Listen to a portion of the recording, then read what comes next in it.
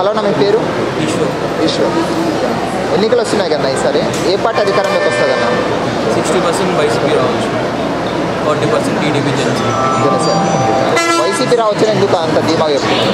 Normal villages అన్నీ maximum YCP ఓడేస్తారు. Maximum ఎక్కువ జనాలు కానీ మనీ ఇచ్చారు కదా, రూరల్ ఏరియాస్ అన్నీ వైసీపీ వేస్తారు మ్యాక్సిమం.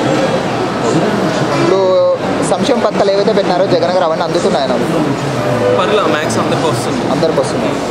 మీకు కేసీఆర్ నాని గారు తెలుసానా? ఈసారి ఎంపీగా ఆయన పోటీ చేస్తున్నారు కదా, వైసీపీ తరఫున గెలుస్తారంటారా? ఛాన్స్ ఉంది. మరి ఆయన టీడీపీలో నుంచి వైసీపీలోకి పోయినారు కదా, దానివల్ల ఓట్ బ్యాంక్ ఏమైనా చీలే అవకాశం ఉందంటారా? ఖచ్చితంగా చేంజ్ అవుతుంది. టీడీపీ వాళ్ళు కూడా వైసీపీకి వేయొచ్చు.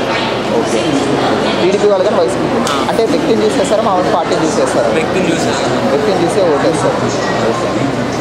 ఇంకా సంక్షేమ పథకాలు అవన్నీ అందుతున్నాయి అంటున్నారు కదా, కొంతమందికి అందుతున్నాయి, అవన్నీ అందరికీ అందట్లేదు అంటున్నారు టీడీపీ వాళ్ళు.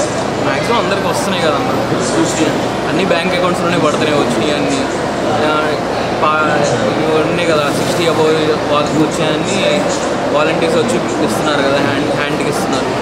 మ్యాక్సిమం ఫస్ట్ కల్లా 6కే ఇచ్చేస్తారు. మ్యాక్సిమం అందరికి అందుతున్నాయి. ఈసారి వాళ్ళు ముగ్గురు పొత్తు పెట్టుకొని వస్తున్నారు కదా, టీడీపీ, జనసేన, అలాగే బీజేపీ, దాని గురించి ఏమంటారు? దాని గురించి నేను మాట్లాడతాను. రేపు మీటింగ్ జరుగుతుంది కదా, చూడాలి మరి ఆ మీటింగ్లో ఉన్న వాళ్ళు సంక్షేమ పథకాలు ఏమి ఇస్తారో దాన్ని బట్టి కదా నెక్స్ట్ డిసైడ్ అయ్యేది. ఈ 5 years జగన్ గారి పరిపాలనలో ప్రజలు సంతోషంగా ఉన్నారంటారా? ఓకే, 50-50 అన్న. అంటే రోడ్స్ కానీ అభివృద్ధి కానీ చూస్తే లేదంతా, బట్ జనాలకి డబ్బులు ఇవ్వటం అది చూస్తే ఓకే. అంటే 5 yearsలో ఆయన హయాంలో అభివృద్ధి ఏమేమి జరిగిందంటారు? అంటే డెవలప్మెంట్ ఏమేమి చేశారు, మంచి పనులు ఆయన? మంచి పనులు అంటే నాకు నచ్చింది ఇది, స్కూల్లో English medium, government schools English పెడతాం అన్నాం. మ్యాథ్స్ బాగా నచ్చింది. అది సంక్షేమ పథకాలు కానీ ఇవ్వడం కరెక్ట్ అంటారా ప్రజలకి?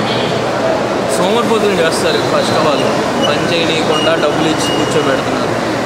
డెవలప్మెంట్ ఉంటే జనాలు వెళ్ళి పని చేసుకుంటారు కదా. నాకు ఒకవేళ కంపెనీ వచ్చిందండి, ఇప్పుడు మేము హైదరాబాద్లో పనిచేస్తున్నాం, అదే కంపెనీ నాకు ఇక్కడ హైదరాబాద్లో ఇక్కడ విజయవాడలో ఉంటే డైలీ సర్వీస్ చేస్తాం, దగ్గర నుంచి విజయవాడ డైరెక్ట్గా. ఇప్పుడు నేను హైదరాబాద్లో అక్కడ ఉండి అక్కడ చేయడం అంటే కొంచెం అంటే సంక్షేమ పథకాలు ఇవ్వడం వల్ల సోమరులు అవుతారంటున్నారు, కానీ పేదవాళ్ళుగానే ఉంటారు కదా కొంతమంది. అవునా, వాళ్ళు పని చేసుకుంటారు కదా, పని చేసుకుని సంపాదించుకుంటున్నారు కదా, డబ్బులు ఇచ్చి ఇంట్లో కూర్చోబెడుతున్నారు. ఫైనల్గా అయితే 60% దాకా టీడీపీ వైసీపీ వచ్చి అధికారంలో ఉందంటారు. Chance YCP. ఓకే, థ్యాంక్స్ అన్న. Like and subscribe Eagle Media Works.